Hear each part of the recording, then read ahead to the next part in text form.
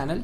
आज हम लोग देखेंगे कैश मैपिंग और उसके कुछ टाइप्स, फिर हम लोग इसके बाद कुछ क्वेश्चन सॉल्व करेंगे ट्यूटोरियल 10 के, जिससे कि आपको थोड़ा ज्यादा समझ में आए। तो हम लोग शॉर्ट में सारी चीजें पढ़ेंगे जिससे कि हमारा ट्यूटोरियल सॉल्व हो जाए।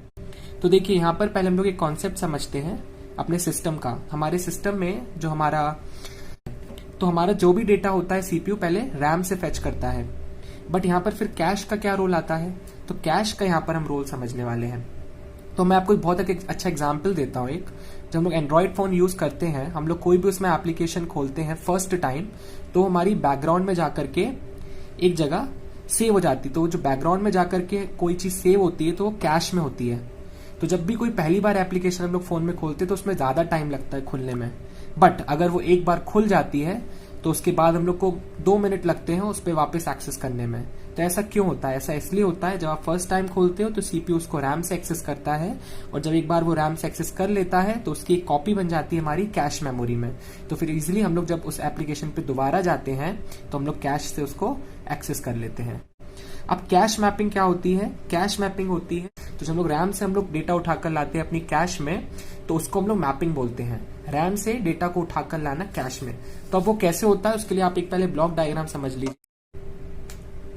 तो मेन मेमोरी भी हमारी ब्लॉक से मिलकर बनी होती है और कैश मेमोरी भी हमारी ब्लॉक से मिलकर बनी होती है। अब हमारा मेन मेमोरी से कोई ब्लॉक जो है जब कैश मेमोरी में जाकर के स्टोर होता है तो वो किस इंडेक्स पर जाकर के स्टोर होगा, मान लीजिए 0, 1, 2। तो जब हम लोग कोई एक ब्लॉक को किसी कैश में जाकर के स्टोर कराते हैं तो वो किस ब्लॉक में जाकर के स्टोर होगा वो डिसाइड करती है हमारी मैपिंग। तो मैपिंग का कॉन्सेप्ट यही है। तो चलिए हम लोग टाइप्स ऑफ मैपिंग देख लेते हैं। तो हमारे पास 3 टाइप की मैपिंग होती है। पहली होती है डायरेक्ट मैपिंग,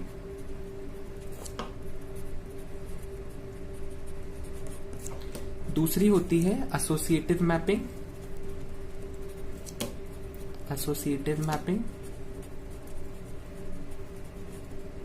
और तीसरी होती है हमारी सेट एसोसिएटिव मैपिंग।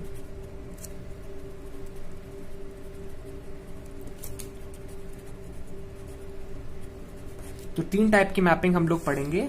और आपको ये चीज ध्यान रखनी है कि मान लीजिए आपका मेन मेमोरी का ब्लॉक नंबर जो 1 है वो जाकर के स्टोर हो रहा है इंडेक्स 1 पर कैश मेमोरी के।